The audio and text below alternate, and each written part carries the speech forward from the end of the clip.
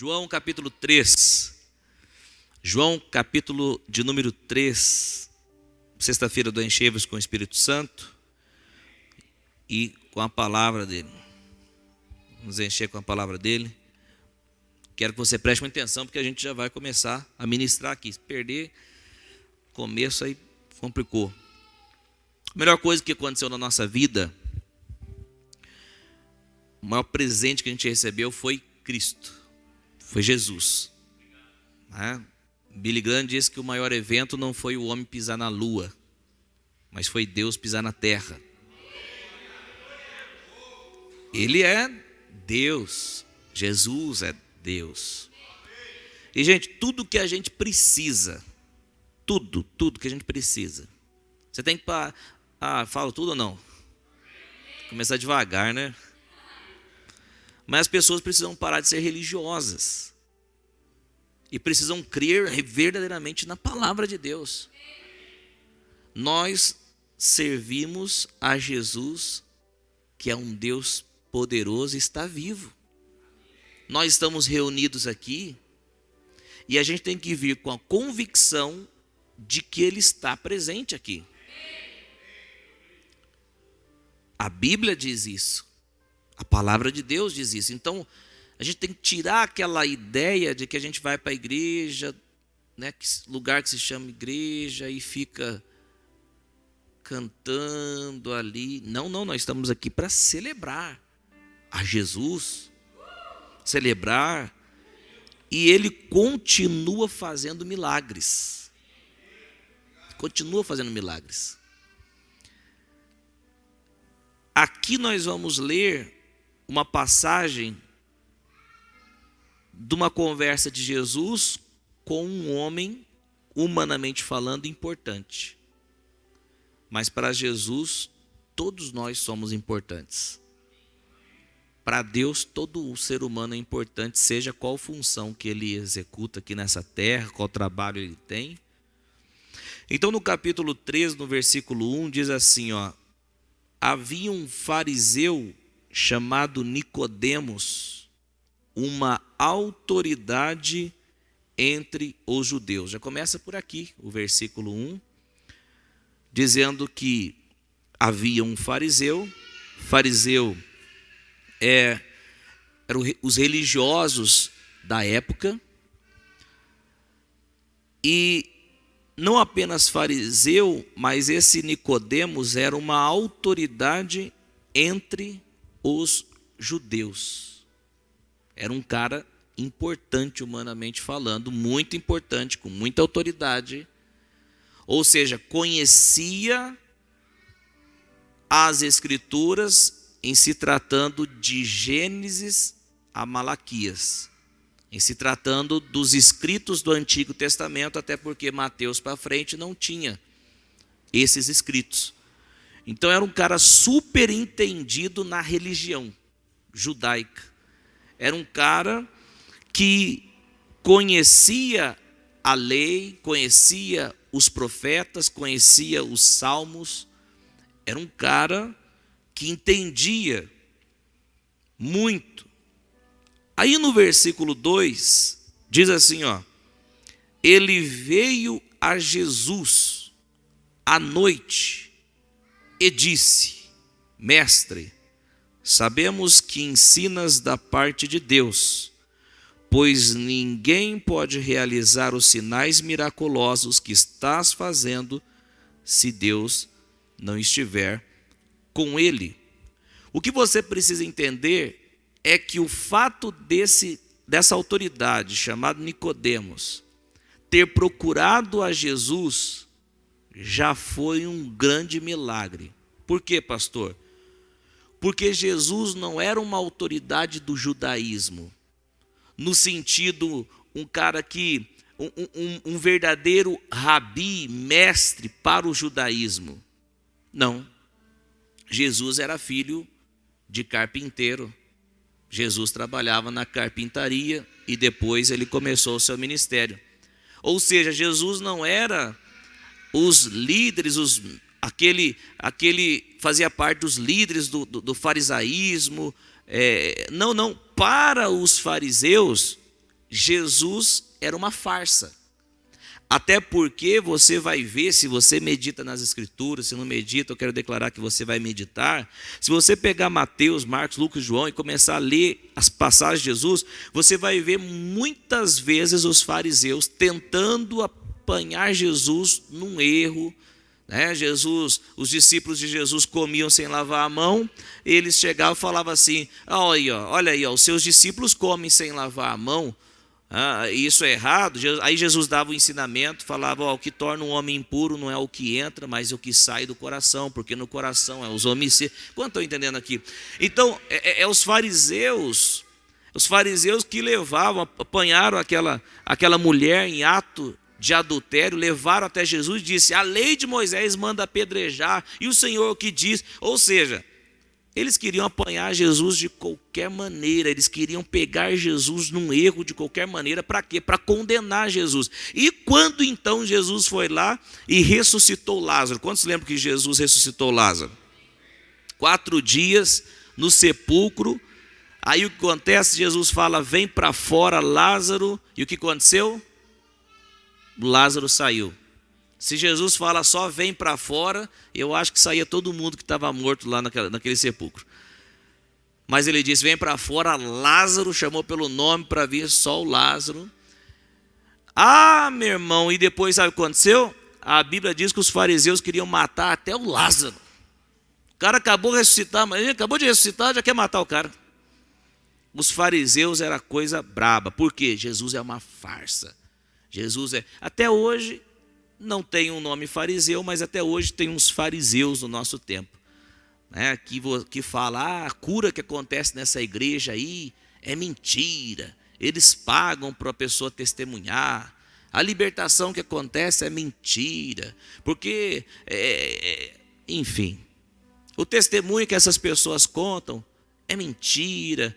Enfim, tem gente que acha que a gente é uma farsa, assim como achava que Jesus também era uma farsa, que Jesus não era um Messias, que Jesus não era o rei dos reis. Por que eles não achavam? Porque eles acreditavam que Jesus viria no trono como se fosse Davi, gloriosamente. Mas eles se esqueceram de ler Isaías. Eles deveriam conhecer Isaías, que diz que Jesus teria que vir primeiro como um servo sofredor, primeiro como Jesus, e depois, agora, na sua segunda vinda, aí sim como o Rei glorioso, que vem nos buscar. Mas a gente entende também que eles liam, mas os corações deles estavam fechados. Por quê? Porque Jesus disse: eu louvo ao Senhor porque revelastes essas coisas aos pequeninos. Gente, tem gente que é muito importante, que conhece tudo aí no nosso país, que conhece, mas leem a Escritura, eles não recebem nada, não muda nada. Não, Deus, tem muitos caminhos que levam a Deus, Tem muitos. Não, Deus é um só, então você pode seguir a religião que você quer. Ou seja, não tem a revelação. Para onde que vai essas pessoas? Se não conhecer a revelação certa, se não nascer de novo, como diz um louvor lá de um baianinho abençoado, vai para o beleléu. Então é muito importante, gente, muito importante, mas não conhece. Por quê? Porque tem uma coisa. Jesus disse: bem-aventurados os pobres em espírito. Por quê? Eles herdarão. Escute, esse pobre não tem a ver com você tem que andar com chinelo, com o tênis furado. O pastor Coutinho disse que eu tenho que ser pobre. E tem que anda com a calça rasgada, não tem problema nenhum se você anda também aqui, porque você não tem condição. Já quero declarar que Deus dará condição para você em nome de Jesus. Mas eu quero dizer que não é você se abster de riquezas, no sentido, não posso me enriquecer. Tem nada a ver de pobre no espírito, é aqueles caras que são humildes de coração para ouvir a verdade do reino de Deus. Tem gente que eu estou pregando, ele fica: não acredito, não é bem assim não. Ele é orgulhoso. Aos orgulhosos Deus se opõe. Imagina Deus se opondo a você, a mim. Imagina. Não dá boi não, gente. Dura coisa é cair na mão do Deus vivo. Agora, aos humildes, o que acontece? Ele concede graça. Ou seja, aos pequeninos, aos humildes, àqueles que confiam no Senhor, que acontece, Ele concede graça, a pessoa entende o Evangelho, a pessoa é salva e vive uma vida abundante nessa terra.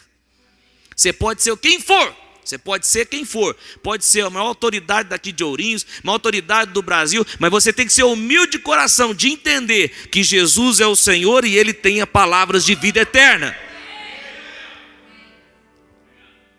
Um dia eu gostei muito de um pastor, chegou e falou: cadê a juíza aqui? A juíza levantou, falou: gente, ela é um exemplo. Você é juíza, né? Sou. O que você faz aqui na igreja? Eu gosto de limpar o banheiro da igreja. Muito interessante. Por quê? Porque pode ser o que for lá fora. Entrou aqui, é a comunidade dos santos. Pode ser o que for lá fora, mas entrou aqui, é a comunidade dos santos. Nunca tente vir dizer: pastor Coutinho, você não sabe o que você está falando, eu sou fulano de tal. Vai tomar um lau. Porque aqui, no reino de Deus, nós somos iguais, totalmente iguais. Agora esse fariseu procura Jesus, olha que vitória. Olha que vitória. Um homem de autoridade procura Jesus. Só que ele procura, ele veio a Jesus porque de dia é complicar, hein? O que os outros mestres diriam? Tenha paciência com Nicodemos, gente. Tenha paciência com ele. Não, já tem que ser de dia, porque quem se envergonhar... Tenha paciência com Nicodemos. Ele veio à noite. Imagina ele. Claro que não, né? Mas... Claro que naquela época não tinha, mas você vai entender o que eu quero dizer. Joga um bonezinho na cabeça.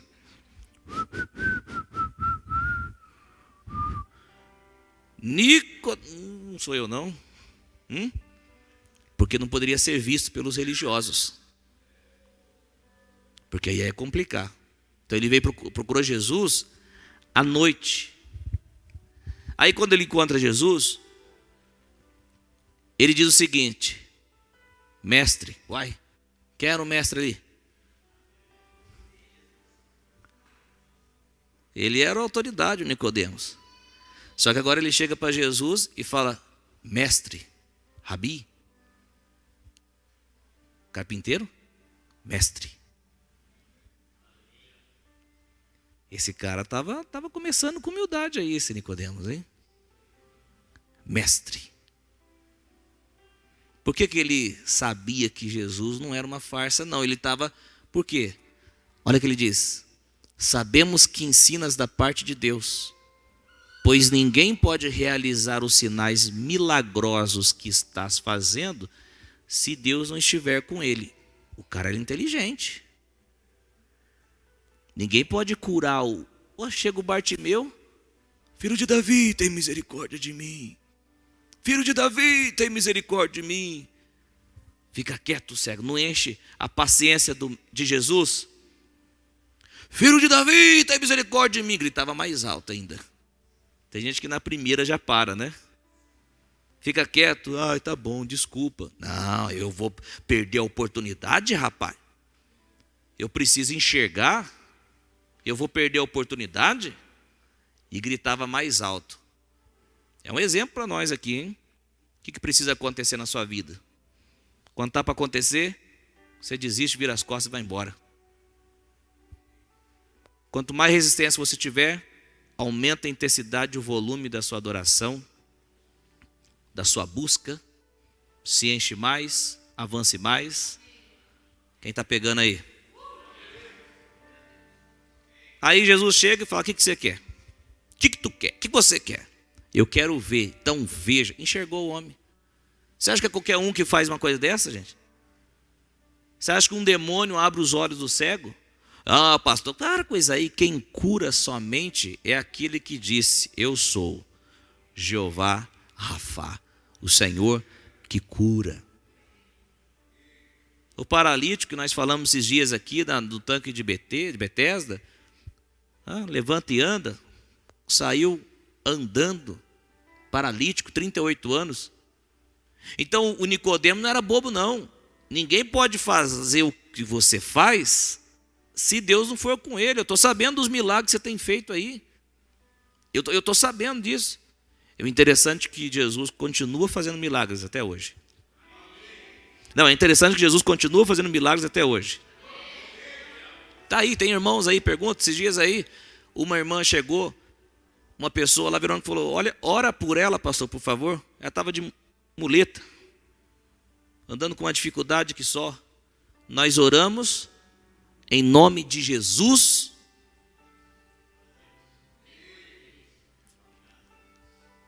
Ela botou a muleta no ombro e saiu. E aí, você acredita nisso ou você acha que eu paguei um lanche para ela sair fingindo? Tem dinheiro para pagar lanche para todo mundo, senão, gente? É Jesus que continua fazendo milagre. Porque Ele é o mesmo ontem, hoje e será eternamente. Então Ele continua. Aí algumas igrejas falam, não, Jesus não faz mais não tem mais o dom de cura, é isso que eles falam. Não tem mais o dom de cura hoje em dia. Tem igreja que prega isso, gente. Você acha que eu estou viajando na maionese? Dom de cura já não tem mais. E começa toda aquela argumentação que se você ficar ouvindo, você vai fazer o quê? Olha, tem razão, hein? Um dia a irmã Gabriela mandou uma mensagem para mim, a pessoa falou, Jesus não tem mais cura, né? Não ela falando, né? Mas uma pessoa que Jesus não cura. Aí eu mandei um monte de texto, ficou acho que uns 2 minutos falando ali, versículo tal, capítulo, parecia um pregador pentecostal, no capítulo de número 4, do versículo. Jesus continua fazendo milagre, sim. E se você entrou aqui hoje precisando de um milagre, meu irmão, é só pedir para Ele. O problema é que as pessoas se acostumam, Regiane, com a dificuldade, se adaptam, se amoldam com a dificuldade e não buscam. Busque o milagre, então você verá. Então ele diz, ninguém pode fazer o que o Senhor está fazendo se não for de Deus. Ele falou para Jesus isso daí. Porque o Senhor realiza sinais miraculosos. Então é impossível, né? Não tem como realizar sinais miraculosos que o Senhor está fazendo, né? Porque até morto o Senhor está ressuscitando, se Deus não estiver com ele. Olha lá, imagina alguém chegando em você e fazendo isso. Irmão Igor, não tem como dizer que você não é de Deus, porque os sinais que você está realizando diz que o elogio prova o coração. É o fogo que prova o coração. Para a glória de Deus, o irmão Igor está na benção. Mas tem gente que ia dizer, glórias a mim, santo a mim mesmo. Mas olha o que Jesus fez, ó. Versículo de número 3. Em resposta, Jesus declarou, digo a verdade. Ninguém pode ver o reino de Deus se não nascer de novo. Cara, Jesus nem falou muito obrigado pelos seus elogios. Você é muito gentil. Você é um... Não, Jesus já foi direto, na lata. Pensa num Jesus poderoso que fala na lata. É necessário nascer de novo. Gente, eu sou cheio de rodear. Eu estou aprendendo a falar que nem Jesus, na lata. Então, irmão, questão. Aí não vai ter mudança. Tem que ser na lata mesmo. Pastor sabe o que as pessoas precisam, sabe disso? Pelo menos as ovelhas de que Deus coloca nos nossos cuidados, Deus sabe. A gente tem revelação que você nem acredita. Revelação de Deus que você nem acredita. Esperto é quem chega e fala, pastor, eu quero mudar, fala o que eu preciso.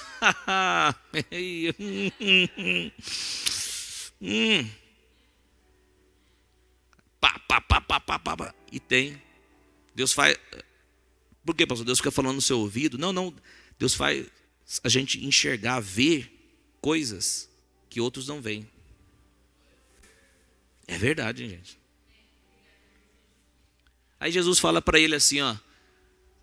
Digo a verdade, ninguém pode ver o reino de Deus se não nascer de novo. Ô gente, Jesus fala a verdade ou não? Quando ele fala ninguém, é o quê? É ninguém. Ele fala, ninguém pode ver o reino de Deus se não nascer de novo. Em outras palavras, ninguém é salvo sem, falando agora, nessa dispensação, agora, hoje, atualmente, ninguém é salvo se não nascer de novo. O que é nascer de novo, pastor? Nascer de novo é quando a pessoa reconhece que é pecadora, que veio de Adão e precisa nascer do Espírito. Então ela confessa Jesus de todo o coração, ela crê de todo o coração, confessa com a boca que Jesus é o seu Senhor, mas assim, verdadeiramente, se desvia dos seus maus caminhos. Então o que acontece? Ela nasce de novo. Isso é o novo nascimento. Agora Jesus disse que ninguém vai ver o reino se não nascer de novo. Olha que algo interessante aqui, ó. Você pode pregar, mas pode ser que não tenha nascido de novo. Você pode dançar na igreja, mas pode ser que você não tenha nascido de novo. Você pode frequentar os cultos há muito tempo, mas pode ser que você não nasceu de novo. Você pode até cantar e ministrar, mas pode ser que você não nasceu de novo. Porque o que faz nascer de novo não são regras da religiosidade. Não é um caderninho de uma igreja passa para você dizendo faça ou não faça, faça isso ou não faça isso, segue isso ou não segue isso, pode ou não pode. Não é isso. O que faz nascer de novo é a semente, santa semente, que é a palavra de Deus, entrando na terra, que é o seu coração, e brotando.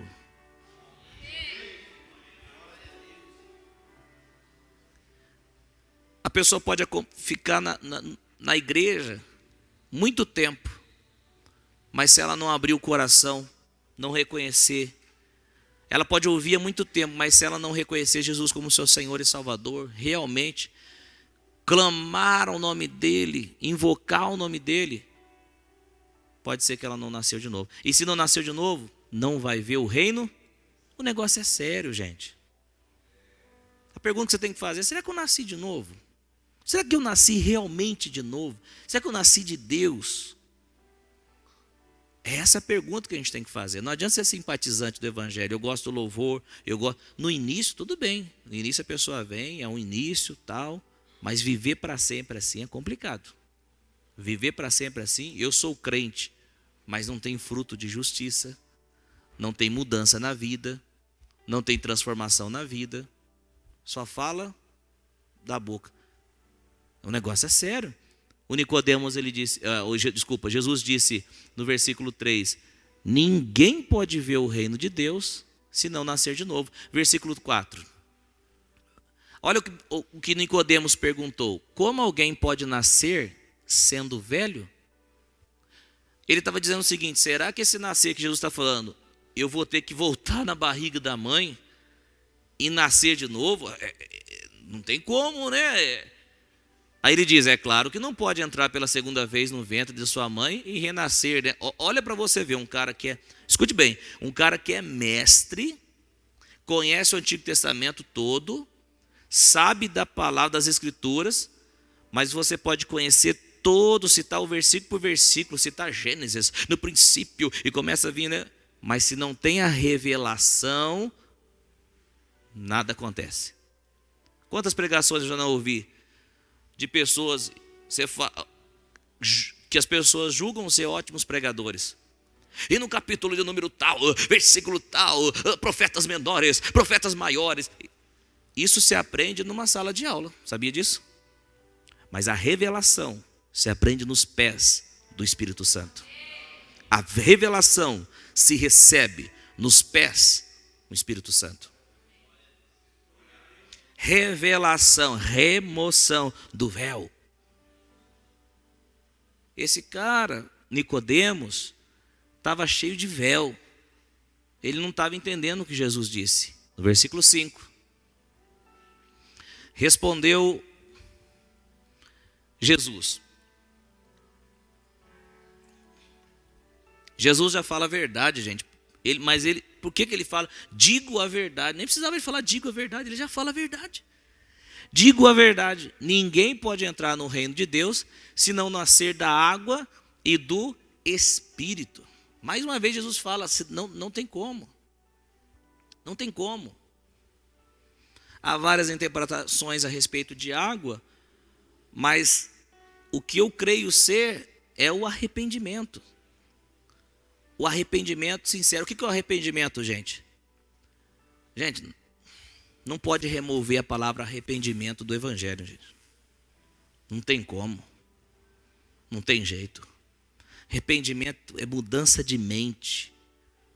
Arrependimento é fazer o que é correto, o que é certo, o que a palavra de Deus diz. É isso que é arrependimento. E muito mais coisas. Não adianta simplesmente aquela mensagem de dizer o seguinte: aceita Jesus e você vai ter a porta aberta. Aí a pessoa aceita para quê? Para ter a porta aberta. Aceita Jesus para você, aí a pessoa aceita para receber aquela bênção. Mas o que acontece? Os ídolos que ela segue, a vida errada que ela tem, ela não muda. Ela vem com tudo isso e aceita Jesus com tudo isso. Quem está entendendo o que eu estou falando? O que a Bíblia nos fala? Conversão. Converta-se. O que é conversão? Você está caminhando, se converte realmente. Paulo diz que quando pregou, eu não me lembro a região agora, as pessoas se converteram, queimando os ídolos, os livros de magia negra e se convertendo ao único e verdadeiro Deus. Isso é conversão. É necessário mudança e transformação. Teríamos muito mais coisa para falar sobre isso, mas numa outra oportunidade. Jesus fala: não tem como entrar no reino de Deus se não nascer da água e do Espírito. É preciso nascer do Espírito. É preciso ser nova criação. Não pode ser simpatizante. Não pode ser alguém que acha legal os cultos. Tem que receber a palavra. Tem que nascer de novo. Porque só é filho de Deus quem nasceu de novo. Todos são filho, pastor? Não. Todos são filho, né? Só tem que ver se é filho de Deus ou filho de Satanás. Pastor, filho de Satanás. Jesus falou para os fariseus: tendes por pai o diabo. Vocês estão me olhando estranho, hein? Acho que vocês estão com fome. Todos são filhos, só que tem que ver se é filho de Deus. Quem é filho de Deus? Quem é filho de Deus? Quem crê em Jesus de todo o coração, o confessa, o recebe, então nasce de novo. Esse se torna filho de Deus. É a regeneração. Gente, não tem nada a ver com religiosidade. Não tem nada a ver com religião. Vem para minha religião é certa. Vai para a religião. Jesus nunca veio trazer religião. Jesus veio trazer o reino de Deus. E só entra nele quando você nasce do Espírito. E só nasce do Espírito quando você reconhece que é pecador e que você recebe Jesus como seu Senhor e Salvador. Único. Você se converte realmente dos seus maus caminhos. Você realmente se converte naquilo que você há. Gente, não tem jeito. Pastor, eu quero aceitar Jesus. Beleza, vamos lá. Mas eu estou desempregado, eu tenho que fazer umas fitas erradas ainda. Tem um mês para eu fazer uma fita errada. Depois de um mês eu paro com essas fitas erradas aqui. Você não creu em Jesus, não. Porque quem crê em Jesus larga tudo por causa de Jesus, para caminhar com Jesus. É fácil falar, né, pastor? Se eu não tenho essa dificuldade. Mas e quando eu me converti? Tinha coisa para largar ou não? Claro que tinha, rapaz. Um monte de coisa para largar. E fui largando. Depois algumas coisas vai tentar aparecer, a gente larga também. Sai para lá, está amarrado em nome de Jesus. Mãos limpas, caminhando na presença de Deus. Versículo de número 6. Jesus continua dizendo: o que nasce da carne é carne. Sabe o que isso significa? O que nasce de Adão é Adão. Adão nos prejudicou, Adão prejudicou a raça humana. Adão, quando pecou no jardim do Éden, ele arrebentou com o homem, com os seres humanos. Pastor, eu já ouvi muito pastor falando sobre isso. Pastor sempre pega as mesmas coisas. Pode acreditar que eu vou pregar muito mais aí das mesmas coisas. Geralmente você comete os mesmos erros, então até você mudar, eu mudo minha mensagem.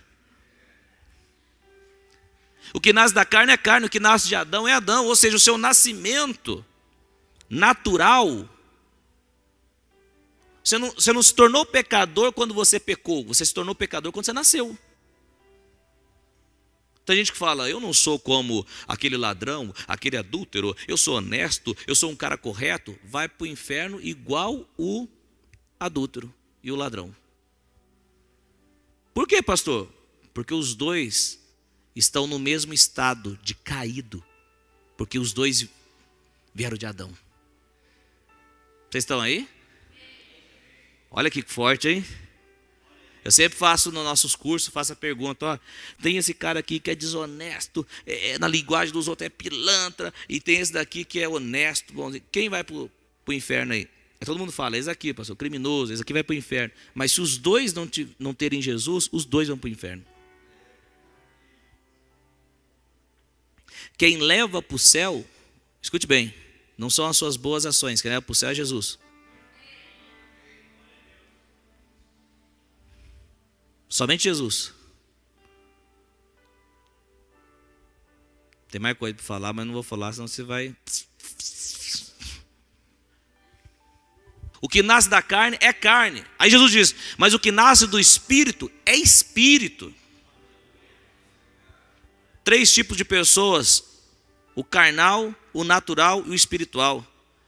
O natural é o que está em pecado em Adão, não nasceu de novo ainda, é o homem natural. O carnal é o cara que nasceu de novo, mas vive agindo na carne, fazendo as coisas da carne, não se converteu, não converteu a mente ainda, não transformou a mente na carne, fazendo as coisas que a natureza humana, os desejos excessivos pedem. Ele é controlado por isso. E tem o homem espiritual. O que é o homem espiritual? Aquele que nasceu de novo, nasceu do Espírito e anda na palavra de Deus. Mas o que nasce do Espírito é Espírito. Versículo 7. Olha o que Jesus fala no versículo 7, gente. Que tremendo isso. Não se surpreenda pelo fato de eu ter dito, é necessário que vocês nasçam de novo. Jesus agora, que estava falando para Nicodemos, ele fala o seguinte, não é só o seu caso não, Nicodemos. Mas vocês, era a pregação de Jesus, vocês, todas as pessoas precisam nascer de novo. Para quê? Para que entrem no reino de Deus. Cara, se vocês aqui, talvez não foi impactante para você, mas para mim foi. Rapaz, vocês, Jesus, era essa mensagem de Jesus. Você está surpreendido porque que eu prego isso? Eu imagino que Jesus ficava falando, é necessário nascer de novo, nas suas mensagens. Versículo 8, o vento sopra onde quer. Você o escuta, mas não pode dizer de onde vem nem para onde vai. Assim acontece com todos os nascidos do Espírito. Alguém enxerga o vento? Mas você vê os efeitos do vento, o balançar das folhas. Os nascidos do Espírito, né? Que somos nós, que estamos em Cristo Jesus. A palavra de Deus está dizendo, as pessoas vão enxergar os efeitos da nossa caminhada com Jesus. Por onde a gente passar, talvez a gente nem saiba porque nós estamos passando em tal lugar ou tal região, mas nós somos como o vento, e por onde a gente passar, terão vidas sendo curadas.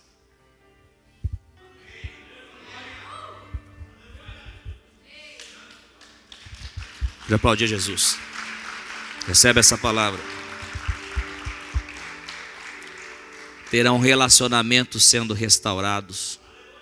Terão pessoas que estão pensando em se matar, mas você vai ser usado por Deus para dar livramento a elas. Há pessoas que estão cheias de demônios dentro delas, mas você será usado por Deus para arrancar esses demônios no nome de Jesus e para trazer a mensagem de salvação para ela. No versículo 9, perguntou Nicodemos, como pode ser isso? Disse Jesus, você é mestre em Israel e não entende essas coisas? Ó, Jesus tirando uma casquinha aqui, hein? Você é mestre em Israel e não entende essas coisas? Asseguro-lhe que nós falamos do que conhecemos e testemunhamos do que vimos. Mas mesmo assim, vocês não aceitam o nosso testemunho, vocês fariseus, né?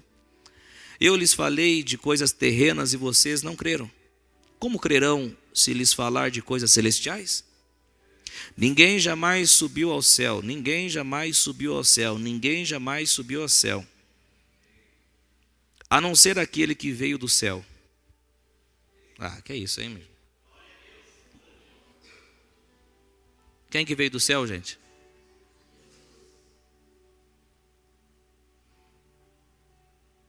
Rapaz, o que veio de cima faz os que são de baixo se tornarem de cima.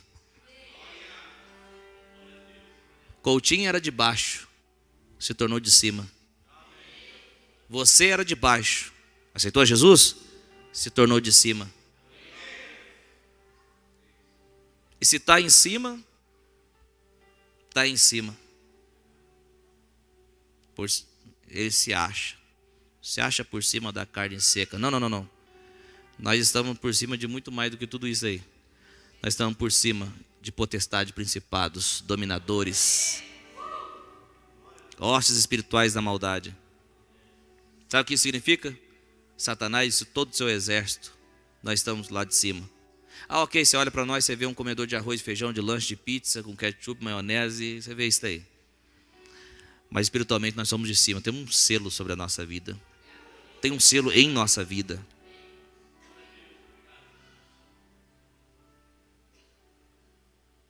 Você é miserável, você é isso, você não vai dar certo, você não sei o que tem, você não tem o que tem. Você tem que dizer com uma falinha mansa: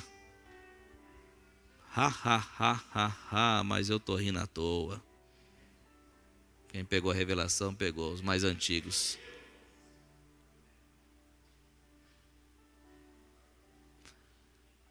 Você pensa quem que você é?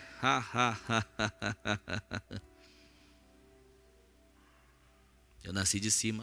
Como você pensa, se acha? Fazer o que? Ele me amou assim. Eu não estou falando de mim, gente. Apenas de mim. Eu estou falando de você também, que você está em Cristo. Se você está em Cristo, você nasceu em cima, você está sentado juntamente com Ele nos lugares celestiais, em cima das enfermidades, em cima das doenças, em cima da miséria, em cima do pecado, em cima das tentações. Levanta a tua mão, crente, se você quer receber, e diga obrigado, Jesus. Pode aplaudir a Jesus.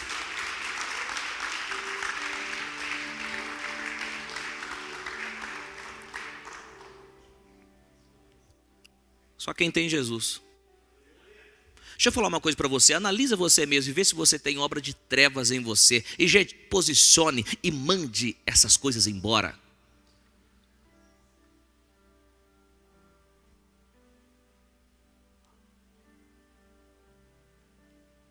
Ou você acha que vai continuar dando acesso a Satanás para entrar na sua vida?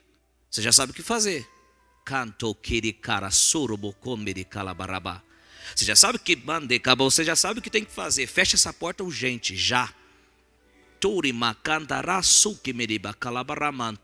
poder de Deus está agindo aqui já neste lugar aqui.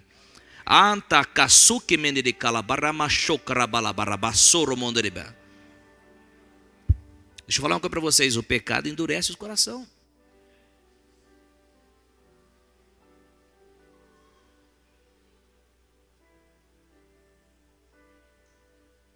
Eu tenho pecado, eu não vejo consequência nenhuma, pastor. É?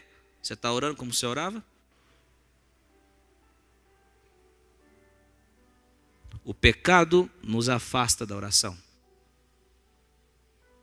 A oração nos afasta do pecado.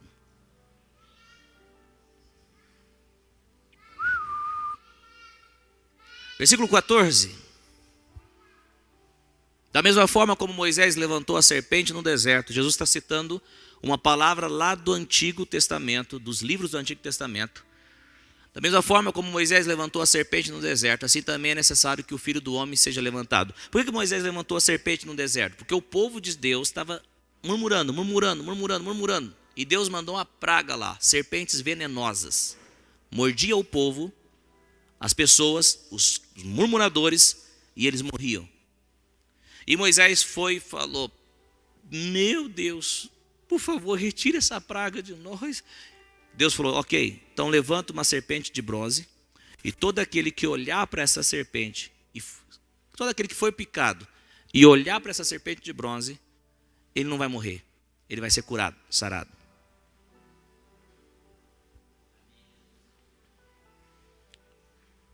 Aí Jesus disse, da mesma forma que Moisés levantou a serpente de bronze no deserto, o Filho do Homem, se referindo a ele mesmo, é necessário que o Filho do Homem seja levantado. Por quê? Porque não foi uma serpentezinha com veneno que pode nos matar fisicamente que nos picou. Não. Foi o pecado de Adão que nos contaminou e estava nos levando para o inferno. Mas todo aquele que olhar para Jesus,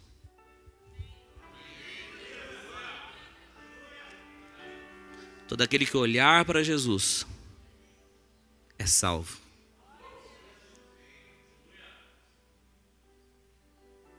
É salvo. Todo aquele que olhar para Jesus. O Filho do Homem precisa ser levantado. E foi no madeiro, na cruz. E todo aquele que olha, esse olha, todo aquele que crê, é salvo. Glória a Deus. Versículo de número 15. Para que todo que nele crer tenha a vida eterna. Só para embalo de contexto aqui, da mesma forma como Moisés levantou a serpente no deserto, assim também é necessário que o Filho do Homem seja levantado. Para que seja levantado? Para que todo que nele crer tenha a vida eterna. E aí, você já tem a vida eterna? Você já tem a crer que Deus existe não é suficiente não, meu irmão. Eu creio que Deus existe, eu tenho Deus no meu coração. Não é suficiente não. Eu creio. Não, pastor, não é suficiente crer que Deus existe? A Bíblia fala que até os demônios creem e tremem. E os demônios vão ser salvos? Claro que não. Só crê em Deus. Deus existe. Você falou, posso falar tudo? Então eu tenho que abrir seus olhos. Mas você precisa crer que Jesus é o Salvador e o confessar e andar na sua palavra. Versículo 16, o texto que você conhece muito. Jesus pregando para um cara só. Não é para uma multidão não, para uma pessoa só. Porque Deus tanto amou o mundo, que deu o seu Filho unigênito, o único Filho, para que todo que nele crer não pereça, mas tenha a vida eterna. Quantos creem na Bíblia? Quantos creem na palavra de Deus? Jesus está dizendo que todo aquele que nele crê não vai perecer. Mas o que acontece com essa pessoa? Recebe a vida eterna. Versículo 17, pois Deus enviou o seu Filho ao mundo, não para condenar o mundo. Deus enviou o seu Filho ao mundo não para condenar o mundo, mas para que o mundo fosse salvo por meio dele. Quando a gente prega o evangelho, não é porque a gente quer condenar alguém, a gente quer salvar alguém. O pastor está ensinando, os outros escutam, alguns escutam como se eu fosse inimigo deles.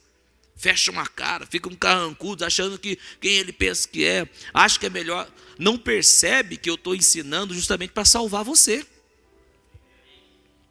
Versículo 18, Jesus disse: quem nele crê não é condenado. Quem nele crê não é condenado. Condenado para o inferno. Quem nele crê não é condenado. Não é simplesmente um sentimento, crer, um sentimento. Mas esse crer traz uma ação da nossa parte. Se eu creio na oração, eu oro. Se eu creio que Jesus, que eu sou filho de Deus agora, o que eu faço? Eu ando como filho. Se eu creio que tal coisa é errado, eu paro de Vocês estão entendendo? Quem nele crê não é condenado, mas quem não crê já está condenado. Perceba, quem não crê não vai ser condenado, já está condenado, porque já nasceu condenado, desde o ventre da mamãe, por causa do pecado de Adão. Você percebe que é uma questão de vida e morte? Quem recebe a Cristo passa da morte para a vida. Quem não recebe, quem não crê, eu não creio, continua na morte. Não é que Deus vai... Você tem que entender que o estado de todos os seres humanos é de perdido, é de pecador, é destinado para o inferno. Quem muda essa realidade é Jesus, quando a pessoa aceita o Evangelho, quando a pessoa crê no Evangelho. Quem nele crê não é condenado, mas quem não crê já está condenado por não crer no nome do Filho unigênito de Deus. Este é o julgamento, a luz veio ao mundo, mas os homens amaram as trevas. E hoje em dia, então, gente, como que estão amando as trevas, hein? É Bruna Carla se posicionando, falando que a Bíblia diz, e os outros só, lau. Quem está pegando o que eu estou falando aqui? Aí vem aqueles crentes, ai. Aqueles crentes mamãozinho com açúcar, morno, e começa a dar discurso antibíblico, anti-evangelho.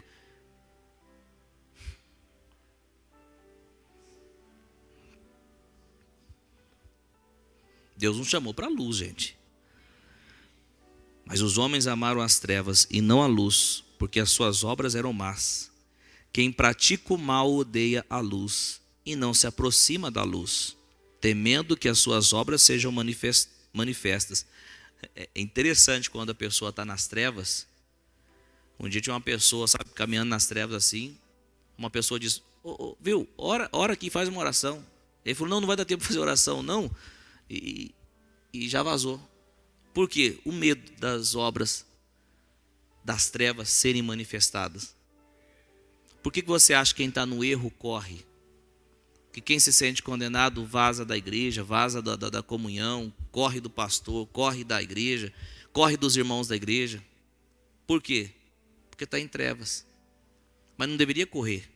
Deveria confessar as trevas, se arrepender dos seus maus caminhos, que o sangue de Jesus iria purificá-lo e ele passaria a caminhar avançando aqui. Versículo 21, mas quem pratica a verdade vem para a luz, para que veja claramente que as suas obras são realizadas por intermédio de Deus. Então fica o recado de Deus para as nossas vidas.